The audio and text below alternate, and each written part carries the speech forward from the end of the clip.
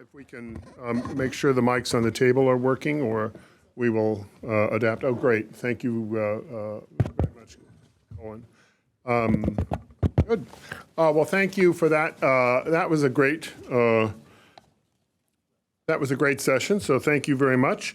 And now we have a transition to a new asset class area really for us, shipbuilding in the defense industrial base. And our moderator is Arnold Dupuy, who's an adjunct professor here at Mason, where he teaches our course on the defense industrial base. He also chairs two programs for NATO's Science and Technology Organization, and previously served for 25 years in the U.S. Army. So he's a great person to lead, and he will join us and introduce his speakers. So please join me in welcoming them to the stage. Great.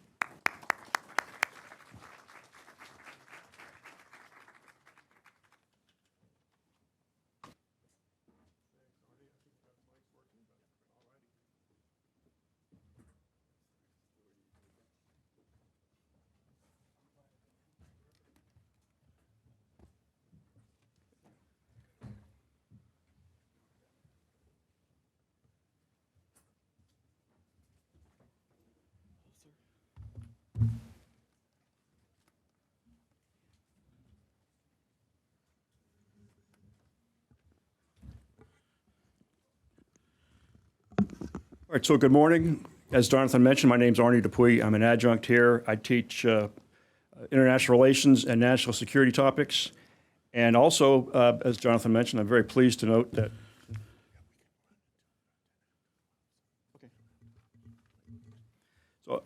again, as Jonathan mentioned, I'm very pleased to promote the course that I'm co-teaching on the defense industrial base. It's my understanding that this is the first one that Mason or the Shar School has ever offered.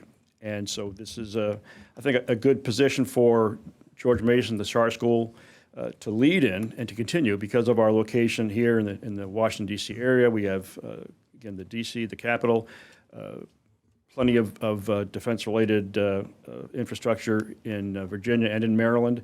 So I think we are positioning ourselves at the Shar School as a continued thought leader in the space, and I'm very excited to be a part of that. So again, thanks, Jonathan, for organizing this, and also thanks to Ellen Lapson, the director of the International Studies Program at Shar School, for putting us together. So I have a good news, bad news story. I want to sort of premise the panel here. So, and I'll start with the bad news first, and then we'll hopefully improve from there. So the U.S. has a severe undercapacity in our overall defense industrial base, and nowhere is that more pronounced than in our shipbuilding sector. Once as a world leader in the maritime technology and shipbuilding, with a proud history in naval and maritime commercial achievements, through years, decades of underinvestment, we now find that posture severely dented or damaged. As an example, we just have to point to the competition we see with China, which it was reported recently that China has 230 million tons of manufacturing capacity compared to the United States, which has under 100,000 tons of capacity. Put another way, that's 232 times shipbuilding capacity than the United States at this stage. So more details, according to CSIS, the Chinese state-owned, the State Shipbuilding Corporation, the CSSC, has built more commercial vessels by tonnage in 2024 than the U.S. shipyards have built since the end of World War II. Hard to believe, but that's what the stats say. Also coming from DOD, there was much gnashing of teeth and angst when it was announced a few years back that China had overtaken the United States in actual numbers of ships. Again, there was reported that right now that China has over 370 battle force platforms, and that's expected to grow to 435 by 2030. The U.S., by comparison, we have a battle force of 296 ships, and that is expected to drop by 2030. At least that was what the estimates were a couple of years back. And again, I'm reluctant to get into the discussion of quality versus quantity. I think there are arguments being made that this is not that big of a deal. The U.S. ships are better manufactured, they're more robust, they're more advanced technologically. Our doctrine is much more advanced. We have much more experienced crews. I accept all that. However, if we want to wrap ourselves in that kind of a blanket of security, I think that's very misleading, and the results could be potentially disastrous. Because as the saying goes, eventually quantity has a quality all its own. So, and it took many decades to get to this point, and there are no cheap or easy solutions.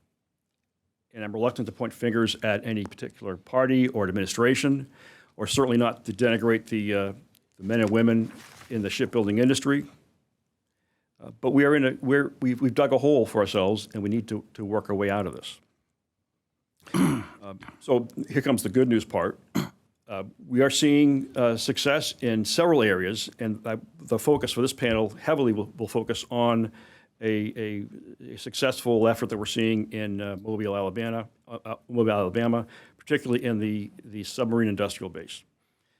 Again, the Mobile Naval Yard the project there is a public-private partnership which will build components, or is building components for the Virginia and Columbia class submarine programs, and has the possibility can provide up to 3,000 jobs for the local communities.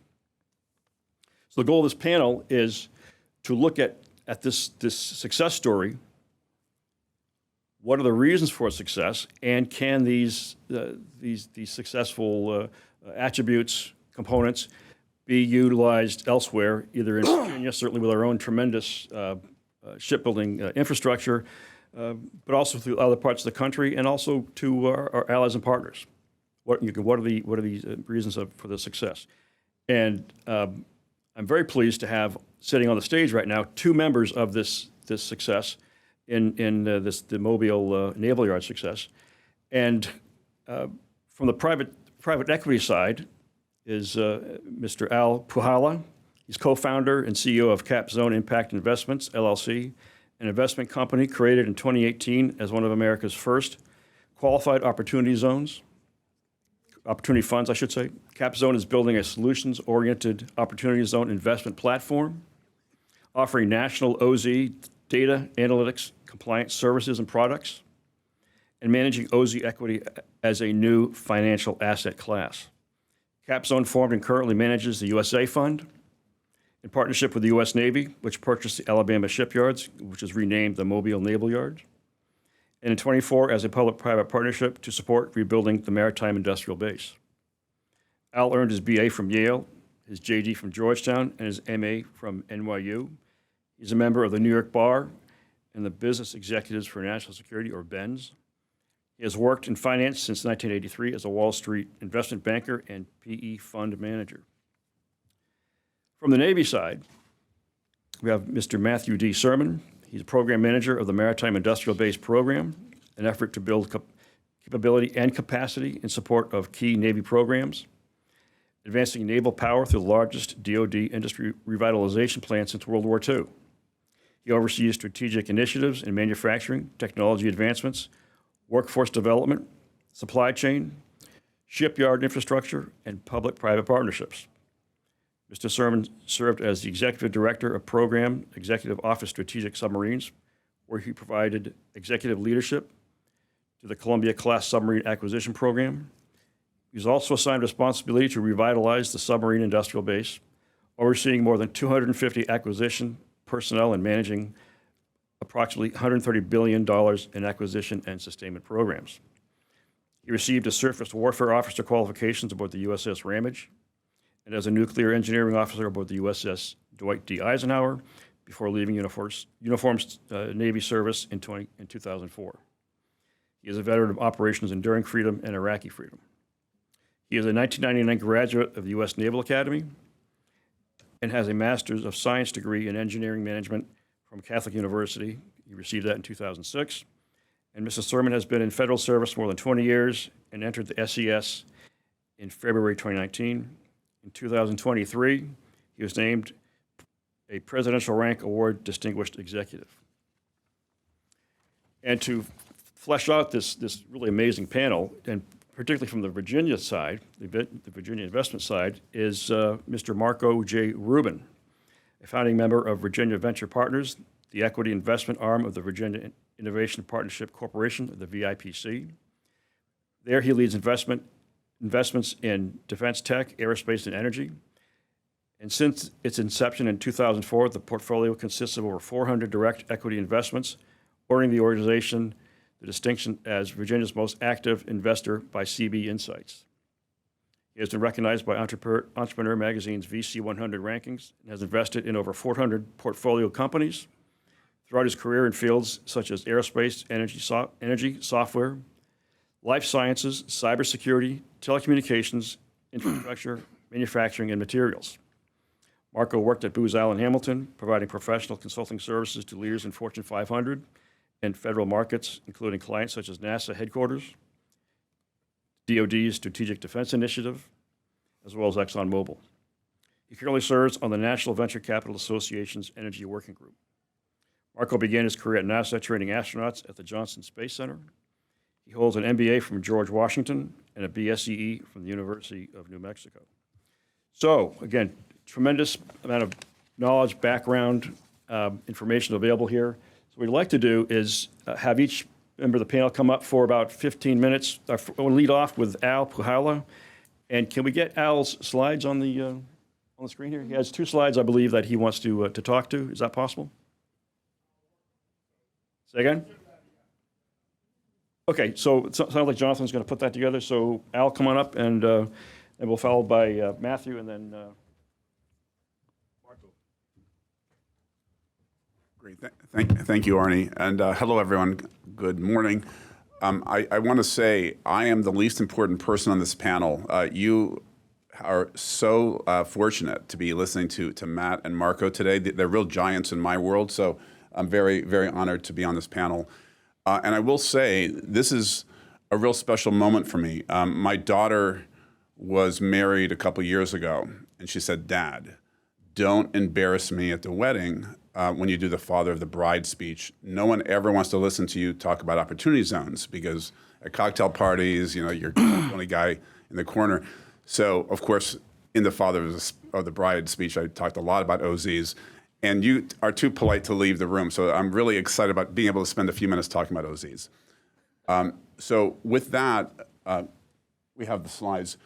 So I want to do a quick fly-through in my few minutes, and then we can talk about more of the details.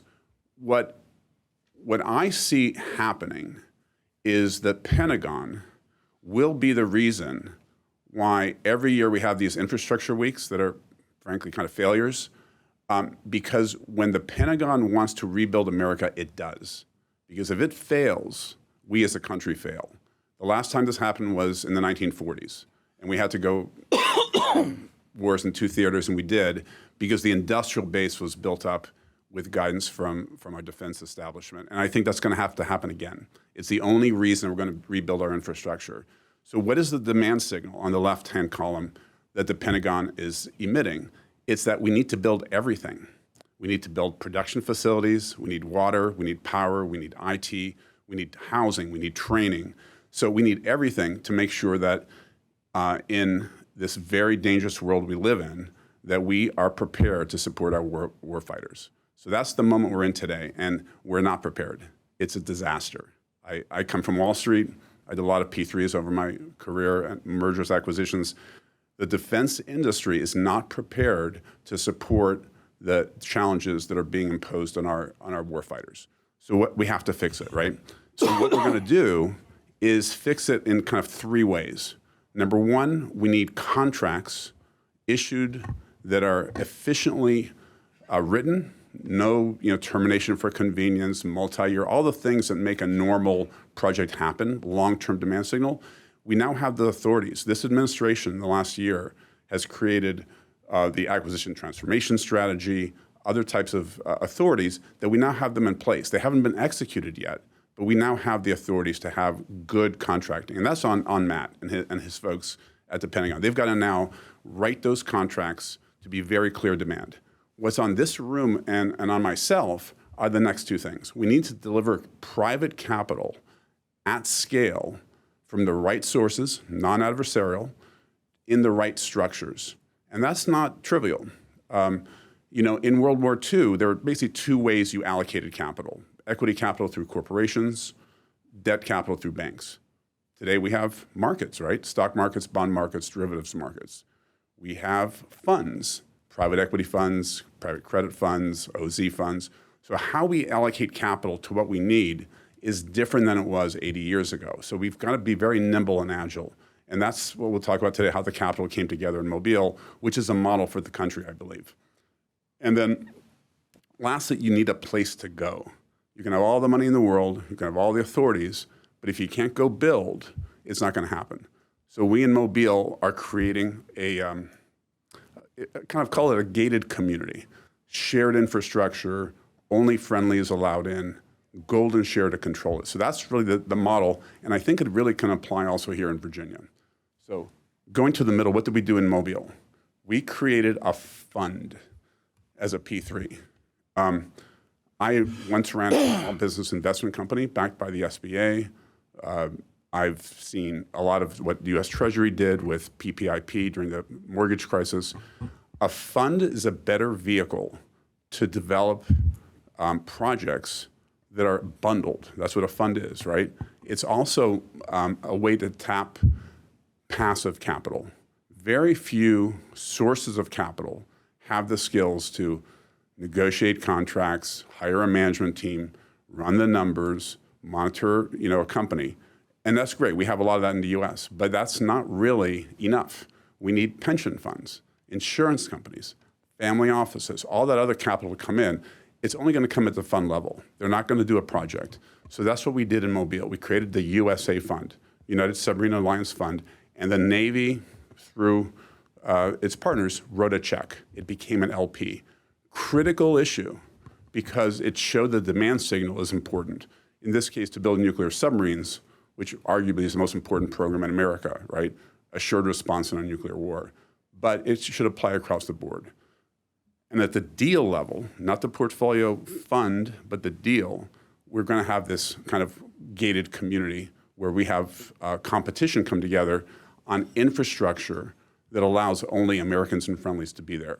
So, I like to say General Eisenhower, President Eisenhower, when he built the highway system, he created the infrastructure for this country. He didn't pick McDonald's over Burger King on the off-ramp, right? You can build the infrastructure to allow competition to happen. And if we're going to allow new entrants into the maritime industrial base, broadly the defense industrial base, we have to create that infrastructure. And then lastly, what does this mean going forward?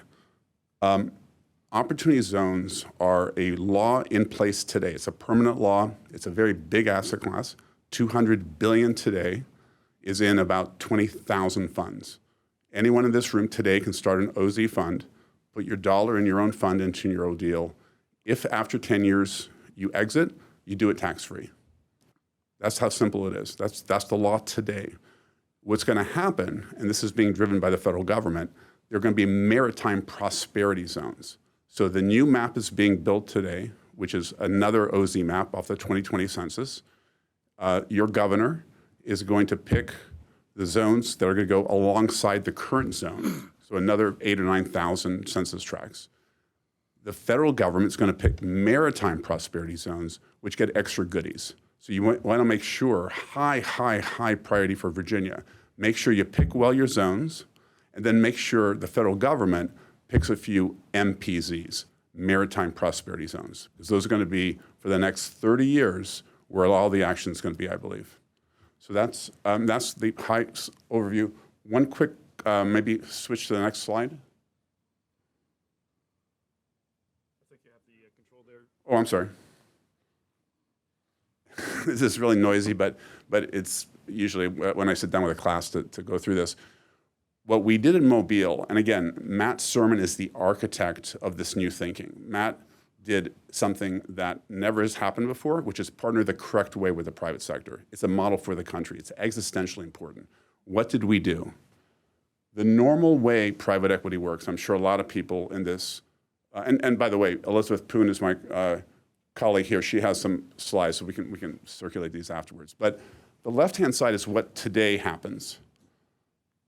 And I'm part of this world, being on Wall Street. So institutional investors, could be a pension fund, insurance company, anyone with money, basically backs a team, a strategy to go invest that money. They're called limited partners. They don't have a lot of operational control. They just want a good return. That team goes and makes investments. They look at 100 deals. They may do 2 or 3. And they support those portfolio companies. That's America. It's great. I'm part of it. Trillions of dollars today are invested under this model called the blind pool. Those investors blindly let the general partner pick the projects and do the deals. It's exactly what Matt doesn't want. What Matt wants is that. And if I'm wrong, he'll tell me when he gets up. He wants those projects done. That's the national security demand signal. I want submarines. I don't want 5-star hotels, even if it's a better return. So what does the Pentagon today, in a very dangerous world that's moving to unmanned, moving to AI, I don't know what those priorities are. It's way above my pay grade, but I'll let the Pentagon pick. So once those projects are picked, what's the next step? Well, what fund should hold those projects? In my case, it's an Opportunity Zone fund. It could be a different type of fund. We also created a golden share, which is certain rights the Pentagon has to make sure bad guys don't show up. They wouldn't anyway in my yard, but now it's in the contracts. And then who do you go invite in? Well, in our case, American capital, insurance companies, foundations that are mission aligned. That's what Mobile is. So we basically move money up to what the Pentagon wants versus money coming together to go look for deals. And that's going to scale because that's really listening now to what should happen. So I'm going to stop, but this is why it's such an important moment. And Matt literally is the architect of this entire design. So I'm happy to be his partner. Thank you.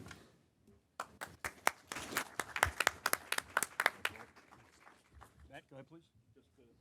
Yes, you can speak from your seat or you can go up to the podium. I'll go up. Well, I'll go up. Yeah, whatever you feel comfortable doing.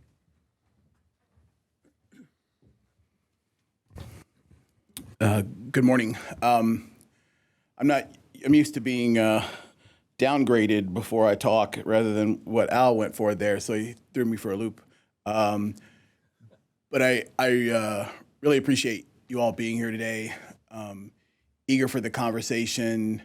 Thank you very much, George Mason and the Shar School, for sponsoring an event like this where we can have this kind of conversation.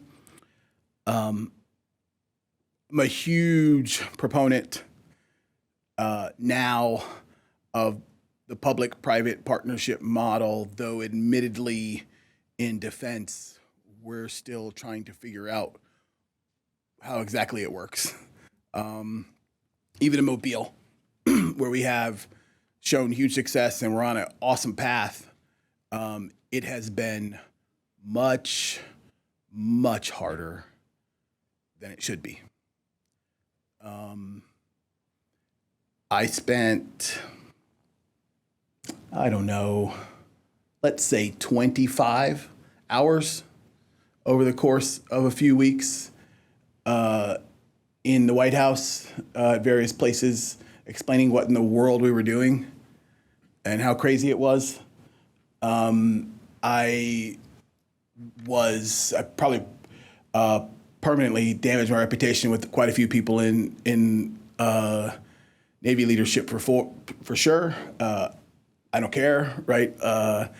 There's a saying from the greatest of Maryland television shows, The West Wing, not The West Wing, I'm sorry, The Wire. West Wing's the second greatest show in history, by the way. From The Wire, that if they're shooting at you, you must have been doing the right thing. A little bit out of context, but still an important way of thinking about it. I do want to reflect for a minute on why we got here, though, which is probably my specialty and why I think this is so important and why it's foundational to you.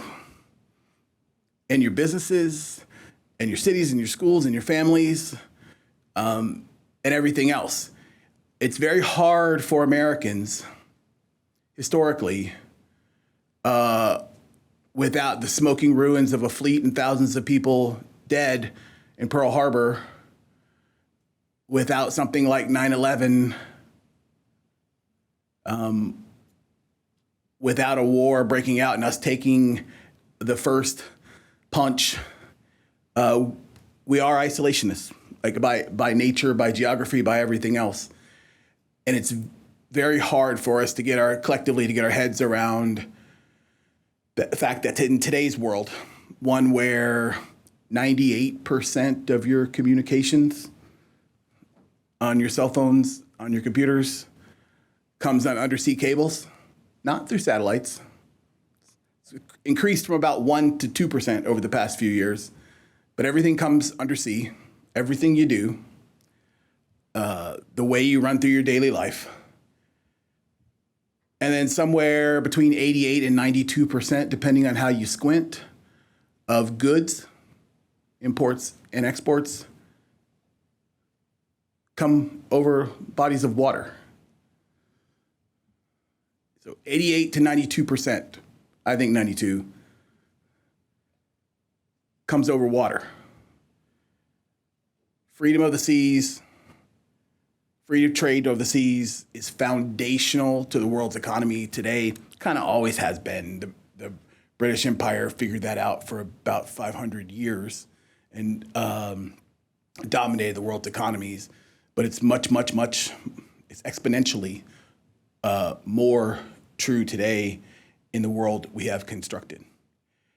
And the intent of American adversaries or potential adversaries is to dominate world economics first, and then freedoms by control of the seas. It's very clear. There's 1,000 obvious examples. They're in the public. They're everywhere. Our inability to produce all kinds of things, weapons, munitions, ships, other things, is a threat to our future, and to our way of life, and to our economy. Sure, I'm pretty military oriented, but history's repeated this multiple times. It's a straightforward fact, and we have to be very serious. And honestly, I was taught my entire career. I was in the Navy for a little while, then I've been a Navy acquisition manager for, I guess, about 23 years now, since I got out of the Navy. And I was taught that private capital and partnerships are the devil. They just want to take you for a ride. I think maybe that was a little bit true. At least there's some examples of that. I don't think that applies to what we're talking about here at all. And our ability to select projects, all those kind of things that Al talked about are an incredible part of this. But at this moment, right, where I'm responsible, one of the complexities of me standing up here right now is that I'm actually leaving this job on Friday, but not really. I'm going to be the executive director of something called Dupuy Submarines, which will be responsible for my boss and will be responsible for the entire submarine portfolio, build, repair, all that stuff, and we'll have submarine industrial base under us, and that's been about 95% of the funding that has come into the industrial base, and I'll explain why. Submarines got the demand signal first, right? And certainly what you need in P3 is the demand signal, an actual no-kidding demand signal. The reason that private capital wouldn't touch the Defense Department and the Defense Department wouldn't touch private capital, the cross reasons, well, the reasons private capital didn't want to work a square deal, for lack of a better term, with the Defense Department is our unsteady demand signal, We destroyed our industrial base at the end of the Cold War for good reason, a peace dividend. We need manufacturing, and we're substantially not really a manufacturing nation anymore. You could. I always blame it on a combination of, the Daniel Bell coming of post-industrial society, if you're familiar with that, and the reality that we live in that services-based world now. And the companies that we work with, and they know that I say this, so you don't got to tell them, they primarily operate in a Jack Welch bastardized quarterly earnings environment where long-term capital and long-term results barely matter. And that's not for building ships, for building submarines, for building weapons over the long term. It's not really the model that works. And us, the Defense Department, right? We from the McNamara's of the 60s, we got a planning, programming, budgeting, and execution system that thrives here in DC that you would wish on your enemy. If you wanted them to go slow and be inefficient and never do anything serious or never be able to respond to you, you would build a system exactly like the one that exists in this city to run our federal government. Probably getting the vibe of why I'm not super popular at times in the Beltway. I live in Annapolis, which is not the Beltway. All those things. My focus has been on, okay, we have a demand signal now for submarines, that first starting thing. 5x increase in submarine production over a period of, it was needed to be done in about 10 years. We're going to end up doing it in 15 or 16 years, which is late, but we're going to get it done. The work exists. We had a very limited supply chain left over that we had sort of nursed along to keep the capacity. I think the good news underlying, because we're trying to do good news, bad news today, is that we do have by far the best platforms in the world. We continue to have, and we've had for most of our history in this country, incredible sailors to operate those platforms. It is a big advantage, but it's not enough. It is not enough. It is not enough. It is not enough. Back to the quantity has a strength of its own. And when you look at the world and you look at timing and all kinds of other things, time distance problems, we have very significant issues ahead of us. So we've attacked, and I promise I'll stick to my 15. We've attacked across a series of vectors, and this kind of goes to the question you're asking about, well, what are the projects appropriate for, right? There's infrastructure things like more shipbuilding capacity. Think Mobile Naval Yard, although there'll be more than just shipbuilding at Mobile Naval Yard.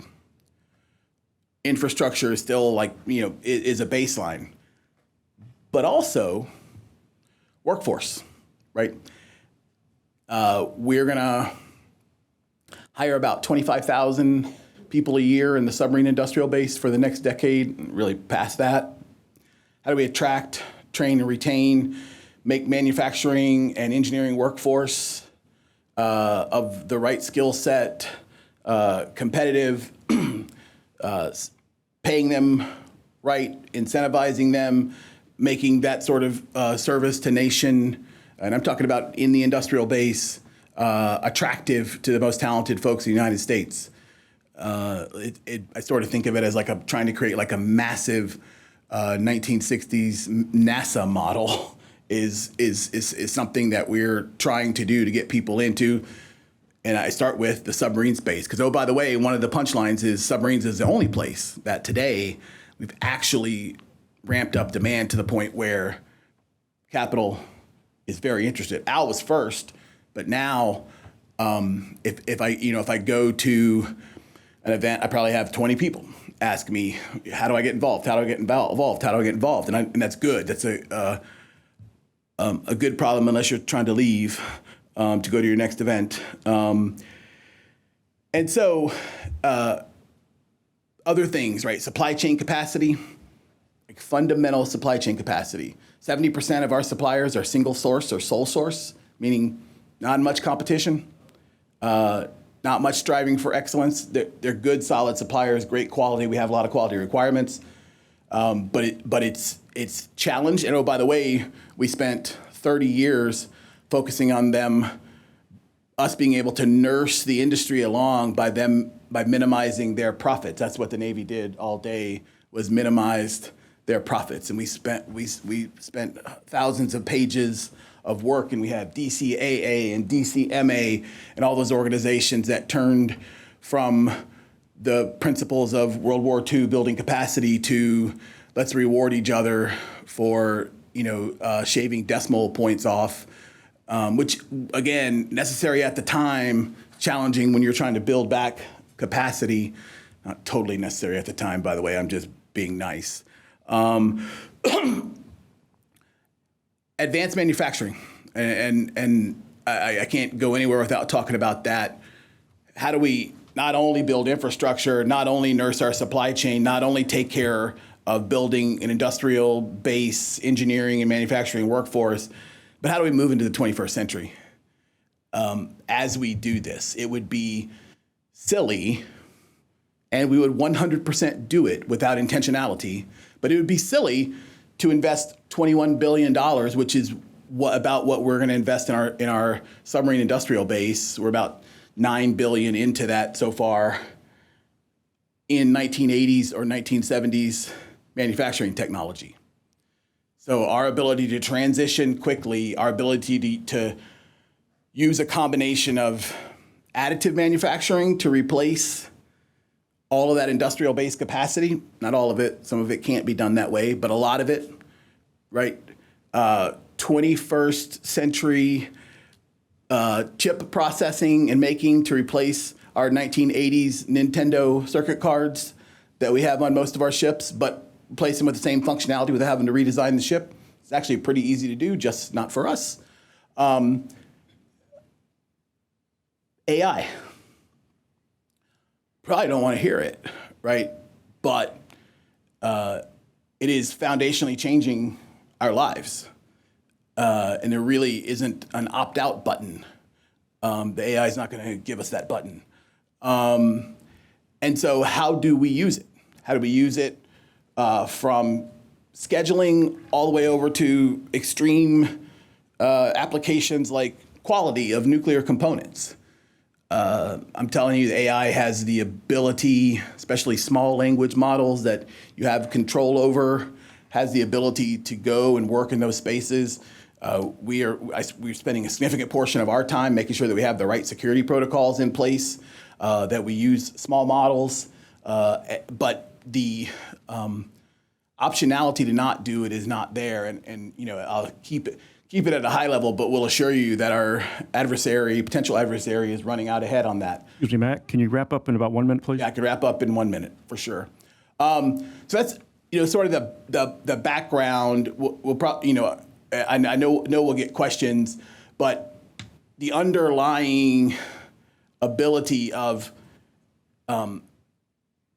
opportunity zones, the broader capital market, to make our 21 billion, to put it very bluntly, into what's really needed to build, which is if you completely recapitalize, rebuild shipbuilding, including commercial shipbuilding and all those things in the United States, you're talking about a $500 billion market.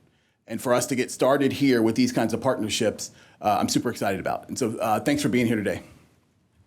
Thank you, Matt. And Marco Rubin, please, wherever you speak from. Thank you. Good morning. Marco Rubin here, fake senator from Florida. Just kidding. I just got a call. My name gets confused with that. I just got on a phone call with an operator challenging my charge. And he said, Mr. Rubio. And he said, oh, I'm so sorry. And I said, I get confused with that daily now. And It's just a funny thing because I had somebody say that to me when I checked in this morning. So I want to assure you, I'm not a political person, and I'm here to talk purely about investments, and I'm not the devil. So please don't associate me with that. But it is a privilege to be here, and I want to thank you. The voice I speak to this morning to you, and I really appreciate your attention here, is that of a unique position of privilege that I have as an investor working within the Commonwealth. My background is as an engineer, an aerospace engineer, but also I've been in the legacy FAR federal procurement process the first 15 years of my life as an engineer, working on Star Wars and working on Space Station, was complex, exquisite, slow-moving. It just could not be any more diametrically opposed to what I do now. Fast forward to present, the past 25 years of my professional existence has been in this world that you hear about in the press a lot, which is making rapid investments into highly nimble entrepreneurs in a variety of verticals, whether it's ag, whether it's life sciences, energy, aerospace, you name it. If it's got innovation in it, we'll look at it. So I am part of an organization that is in a privileged, I call it, it's probably a pretty close thing to a public-private partnership. It's called Virginia Innovation Partnership Corp., VIPC.org. We are a Virginia-based, Richmond headquartered entity. We serve the Commonwealth, and we have manifold objectives. I am from the equity team, and I'm part of the team that helped build the equity investment portfolio. But if you're interested, I'm glad to talk more about the grants programs that we have, as well as ecosystem building programs. But I was asked here today to speak from the perspective of the portfolios that I'm primarily responsible for. I run the aerospace, the energy, the defense tech dual use parts of the portfolio, though I cut across all of the portfolio areas. I say this because one of the points that struck me as I contrast the barbell in my career is that the entrepreneurs that we deal with, the Virginia-based entrepreneurs, who in my view are second to none, so I clearly am very biased, but these are brilliant people. They move fast. They are innovators. They are resilient. They take outsized risks. They are courageous people. I say this because imagine, and I'll just use life sciences as an example, imagine if you're developing an ovarian cancer drug and the drug fails and you've been developing this through the FDA for 15 years and you fail key clinical tests. You have nothing to show for that in your life in terms of economic reward. Well, it just so happens that we had such an entrepreneur, failed in ovarian drug trials, but was actually successful in shrinking and stopping brain tumors. Unexpected, off target. And what's my point of saying this at this panel? There are instances where this is a long game. We are illiquid, to the point we are not quarter to quarter. We are very participatory with our entrepreneurs. I not only am involved in the privileged position of writing checks for our entrepreneurs, but we also get involved in board seats, in company construction, introducing them to syndicate partners, getting them connected to federal sources of funding, getting them connected to commercial partners, helping them syndicate, and also taking that phone call on a Sunday night that says, and you can hear it in their voice, you can hear the stress, the financial stress, something is bringing somebody down. So we're part psychiatrist, part coach, part investor, but this is not a short-term game. And in the period of doing this, since we started doing this as an investment team over 22 years ago, we have built a very successful portfolio that is now starting to see contribution to the Commonwealth in the form of repeat entrepreneurs. These are entrepreneurs who've exited and now are investors, are angels. They're repeat people who work and coach and mentor. These are exciting risk takers. And the reason it fits really well in this model is that these type of people, these kind of slightly nutty, innovative, risk-taking people respond to market signals, and they do these incredibly courageous things that sort of defy logic. Imagine taking that 15-year detour and you wonder if there's going to be an outcome. There was a great exit for that entrepreneur, and I was the first person to shake this innovator's hands. It came out of the UVA medical school, brilliant technology, but it was anything but assured. It was a hard, long-fought process. And it's also true for defense tech. It's also true for our military dual-use technologies. We do a lot of cyber and AI.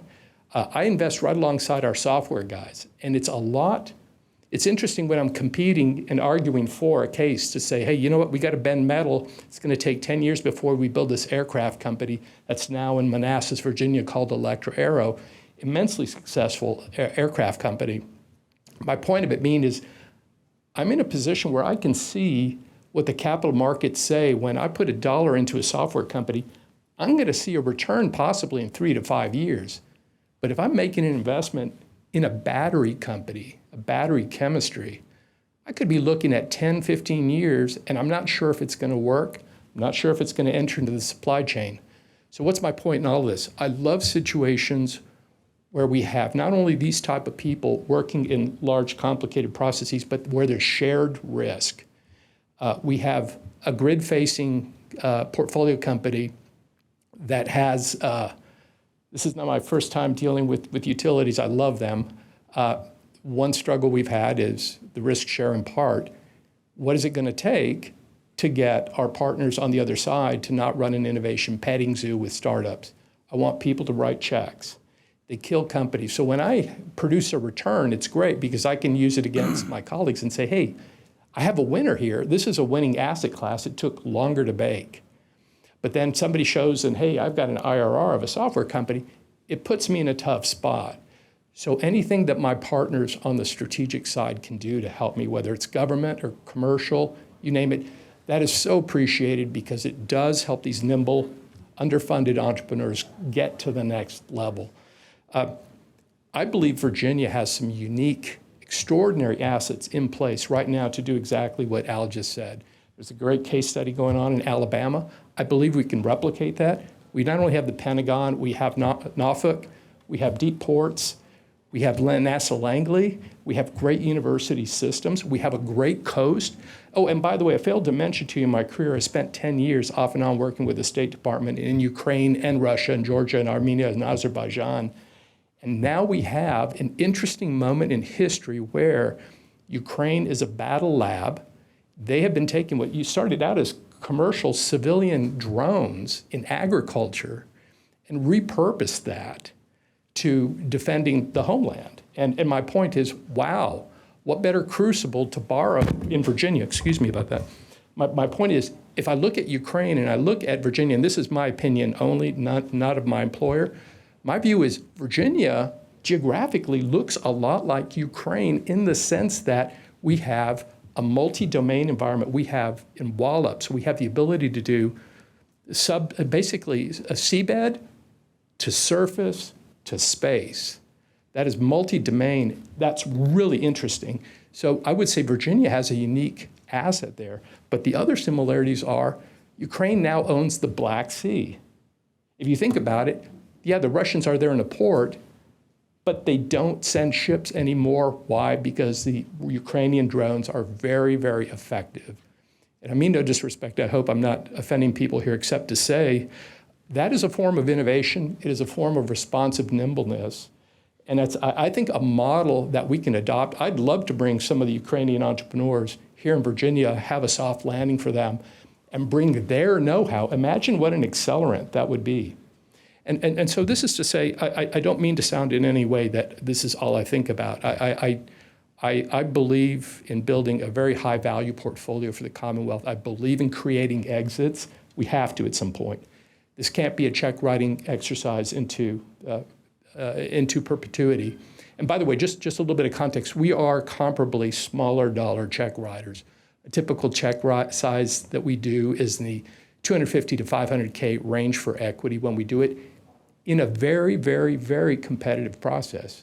We have to be selective, but we work with these entrepreneurs well before they show up for an ask. So what's my punchline here? This is an asset that requires decades to cultivate. You learn what works. You find the people who are slightly nutty, but not too nutty. You want these people who are risk takers. You got to work with assets. I love this term, signal. The signal comes from the military, the government. The signal comes from the commercial markets. Our entrepreneurs have to build a company responsive to that. I'd love to be able to take that know-how. I'd love to take a sector as dominant, believe it or not, as agriculture in Virginia, and elevate that to the next level. There's no reason why we can't win in agriculture when it comes to ag tech. We have a great legacy here in the Commonwealth. And again, I didn't come here to say a rah-rah speech about the sector. I just believe that the innovation that we touch in ecosystem building permeates into other verticals. And so there's an ancillary effect to what Al was describing and Matt was as well. So I'm going to stop there.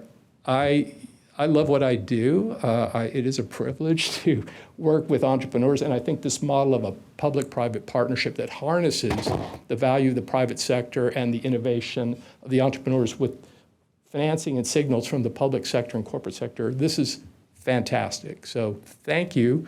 Ready for questions. Am I well within my 15 minutes? I'll stop right there. Thank you.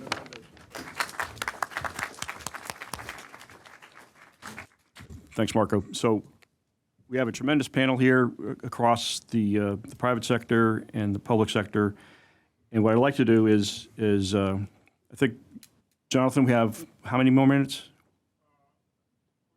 14? Okay, that's plenty of time, actually. So let me be selfish here, and I'll start with the first question, because I think the thing that people are looking at is how do we apply this model that we've seen in Mobile? How do we apply this here in Virginia or elsewhere where these conditions are prevalent?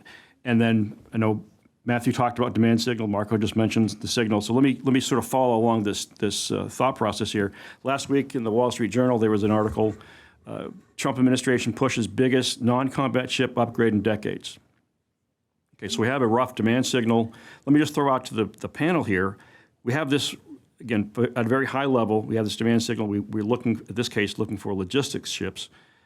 How would we approach this from a public-private partnership perspective? What are some of the things we would look for? And let me just leave it to the panel, and anyone jump in first, whoever wants to.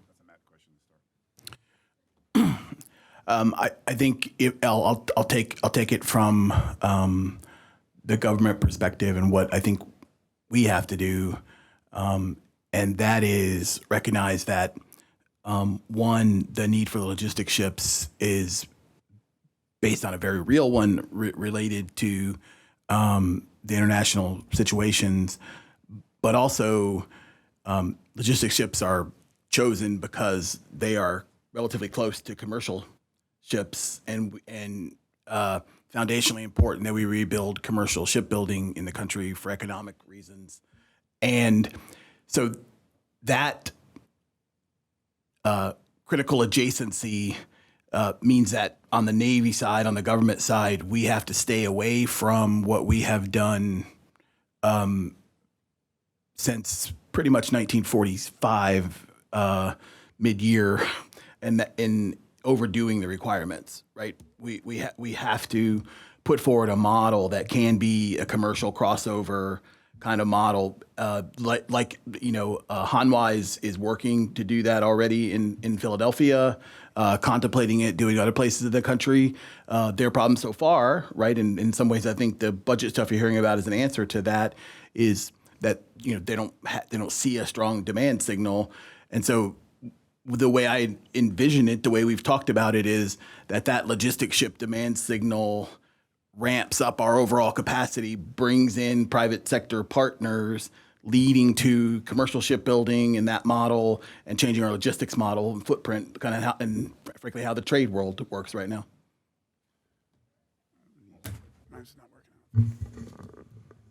And from the private sector, the way I would look at it is the most successful P3 in American history from the private sector is military housing. Over the last 40 years, $30 billion went to build over 200,000 units of housing on base. It needs to be upgraded now with the mold, but the point is everyone made money. Everyone says it's something like, military housing comes back, I'm in, because there was a dual use, right? Housing, has military and non-military users. So along the way, you can sell into two markets. So if a base gets bracked, you can repurpose it.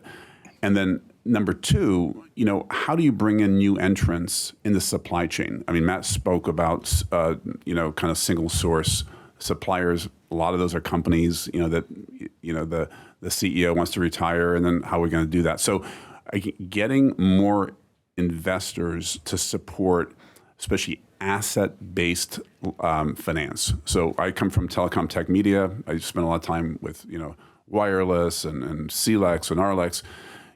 Most finance is asset-based, right? It's equipment finance, it's receivables factoring, because an asset has value. It doesn't exist in the DIB. Everything is, you tax people, you get it to the Pentagon appropriation, it comes down to a prime. The primes don't really finance their supply chains, right? It's kind of cash on the barrelhead. So what I would do is I would have a finance structure that if I have a good idea and I want to build the widget that goes into, the rare earth piece that goes into the magnet, into the glass, into the periscope, into the submarine, I don't want to do that with my own money only, right? I want to be able to borrow or have investors. So I think getting the supply chain new entrance of finance will be really important to get something like that done. I'll go to the next question. Please go ahead, Marco. I'm sorry. So an area that's really important for us is the concept of economic value creation. We're not a pure red meat eating organization, and by that I mean we're not purely ROI. We have multiple objectives, but we have to find a viable economic model that works. So when we look at an opportunity, we are asking the question. We have to ask the question. We have an obligation as fiduciaries to ask the question: is there a pathway to create economic value, and then is there a pathway to create liquidity? And if we can't answer those questions, we aren't talking about a business that, at least the kind that we can get behind. And I've no disparagement against other types of functions, but that's what we look for. And Al said something really interesting to me in the vocabulary of dual use. It's sort of subtle, but dual use means two markets, two or more markets, at least two. And dual means the governmental anchor, presumably, and it also means a commercial market. I'm now starting to see a class of investments that are single purpose, pure military, governmental defense plays, or military procurement platforms, or commercial platforms that can be repurposed for that. The point of this being, why do I care about dual use? It signals to me that there is another way to save the company. There's another way to grow the company. And investors are now thinking in terms of how do I minimize my risk and create the opportunity here. So dual use is a very important concept that may have just I just wanted to underscore that. It sends a signal to the investors that says, you know what, if all else fails on the governmental side, there's a commercial market. Or if all else fails on the commercial market, there's a governmental market.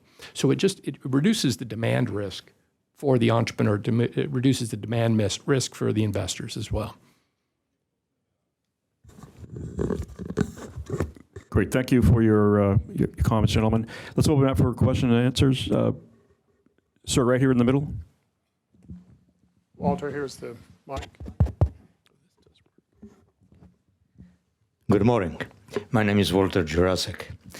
I graduate from public policy. I'm so happy about that with Dr. Gifford.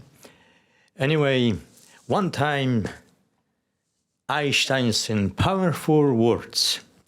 Imagination is the most important than knowledge.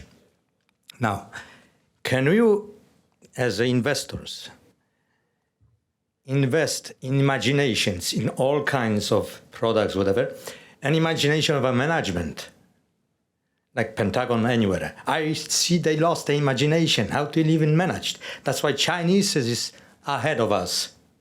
If we unleash that, the imagination application to discovery. So my question is to Rubin.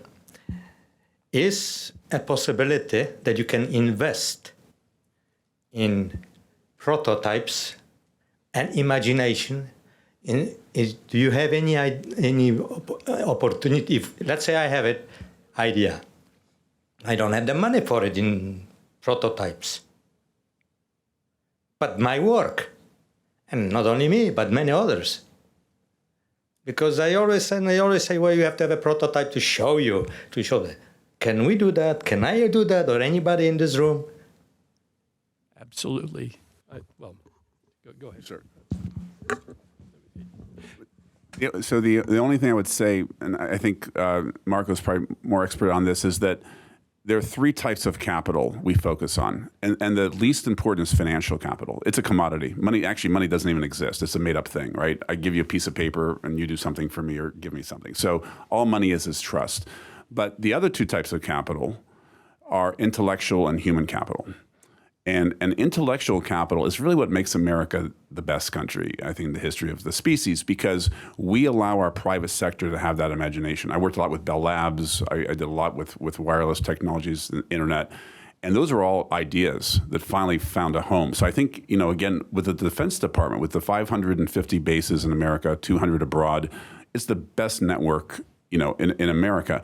If we could use that asset to help support innovation and imagination, I think that would be a very good thing. And that's why I think I never served in the military. My dad was a Screaming Eagle, actually buried here at Arlington. And, thank goodness people like Matt and others have served our country. I think the private sector needs to step up. I think that we need to bring the imagination from the private sector to do things tactically once the Pentagon decides what should happen. I mean, that's I think the key is that partnership. So the answer is yes. You can start very early on, and that's, I would encourage you to talk to me afterwards, but we look at nascent companies. I mean, raw concepts. There are a variety of resources that you're probably familiar with, such as SBIRs, STTRs. I'm a 15-year commercial reviewer at the National Science Foundation. And I'll tell you what, we see boundary-pushing frontier technology that is way out in the future, and it starts with often an academic or an entrepreneur with a crazy idea. And this is, if it's an incremental change, they like to say, if we're just pushing an engineering problem a little bit, they're not interested. But if you're taking a wild, big bet, this is where that sort of money comes in, and where the capital markets, I'm a firm believer in the capital markets, but they are broken at the seed stage level. I say broken. They don't work really well, which is why organizations like ours are critical. There are other organizations that get involved in, whether it's accelerators or venture studios. The capital markets in their current form are not equipped to do that. Why? Back to internal rate of returns. If I'm bending metal or I'm taking a 15-year bet on agriculture or ovarian cancer or something, that investor is going to say, come back to me 5-10 years from now when you've de-risked this thing. So that begs another question. Where are the early risk takers on the capital side? And there are groups that, like ours, they're elsewhere in the country, that step up into a frontier risk and also help entrepreneurs cultivate the idea. And sometimes, how do I say this? Sometimes the idea sucks, but that's okay. The whole idea of an idea is to iterate it. And there's a concept, and I'll just stop here at this point. There are boot camps all over the country designed to stress test your idea before it sees the light of day with markets. For example, National Science Foundation pioneered a program called I-Core. I believe George Mason has responsibility for ICAP, which is an SBDC-sponsored entity, serves the entire Commonwealth. These organizations are equipped to mentor, to coach, to shake down the idea before you go out in public. And it's a great way to go kind of test your idea in a controlled environment before you go out and talk to Al and other folks and other people in the capital market.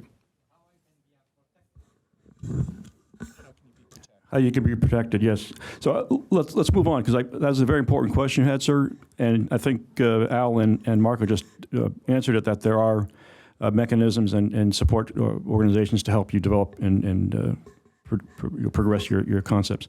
Any other questions? That'll have to be the last one. Okay. Okay. This one's for Mr. Sermon. It's kind of a two-parter, really. So you mentioned that the defense industrial sector intends to hire 25,000 plus individuals per year over the next decade or something. What are some issues that you foresee in terms of mobilizing hiring capabilities in that realm? Are there concerns about the quality of the workforce, the sheer numbers involved in the workforce to address those needs? And you also mentioned that the majority of suppliers in the military-industrial chain are single-source suppliers. Are there security concerns with that, or would you align more that there are security comforts where that's concerned? Okay, good questions. I'll start with the workforce one. I hope I'll probably forget the second one by the time I get through it, but you'll be ready for me. So the workforce challenges are immense, and what our industry partners and regions, and to some extent our government, has trouble swallowing is that we actually do have a population problem in the country. And that population problem is complicated by workforce participation. It's complicated by the fact that since the end of the Cold War, and really probably going back even a little further than that, trades and engineering training in the country has degraded. The capacity has degraded greatly. I can still go to the Hampton Roads region and find awesome, welding and machining training. But if I'm going to central Pennsylvania, where I've got 50 critical suppliers, you can't find it, right? Those community colleges have transitioned to IT, nursing, and other areas. Not that there's anything wrong with that. We need those folks too, but we've lost a lot of that. And so we have to be thinking about replacing those training capacities. And then, right, probably really very fundamentally, and then I'll move to the next question, because it's a really deep question that we had to happy to find time in the future to talk more about it, is salaries. We don't comparatively pay in manufacturing. If you look at the adjusted value of manufacturing work from 1985 to today, we would be paying skilled laborers less than minimum wage comparatively, and it's different by region and all those kind of things. But we have an issue. We have an issue with that. We're working to adjust right now. And then the second question was, just give me a quick refresh. Single source vulnerabilities. Yeah, is it better or not? I think there is a level of comfort to someone who really knows how to make the parts. If they have a security concern, in submarines it's always about acoustics and things like that. There is a level of comfort, and there is a level of comfort to the quality. But back to your first question, those companies are struggling with workforce. They're struggling with experience. They lost all their Cold War era supervisors who knew exactly how to do that. So many of them are struggling too.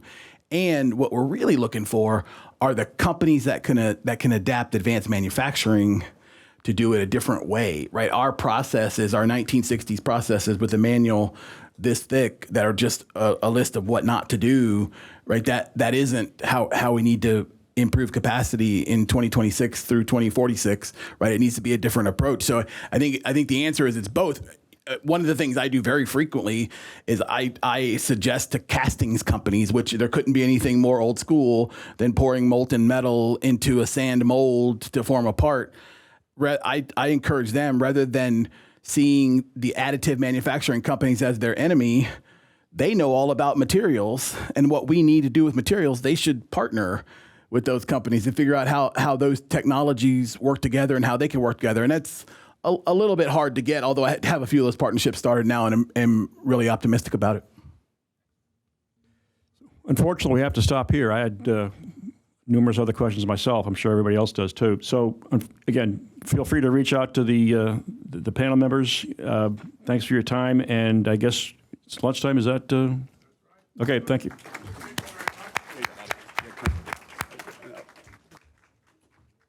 Thank you so much. Yeah, my pleasure. Thanks, Zach. Great. Thank you. Thank you. Great. Thanks, Arnie. Really appreciate it.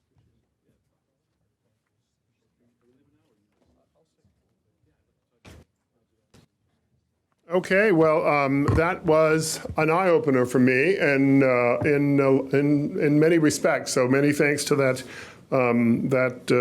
panel. So now we'll move and break for lunch. So please help yourself. There's a buffet set up in the back. I just spoke with Senator Servell, who will be joining us for a keynote address here momentarily. And so we'll come back, get your lunch, come back to your table, feel free to mingle. We'll plan to get started at about 12:30, which is about 15 minutes from now. So thank you all so much. Many thanks to our morning speakers for a great morning. So great, thank you.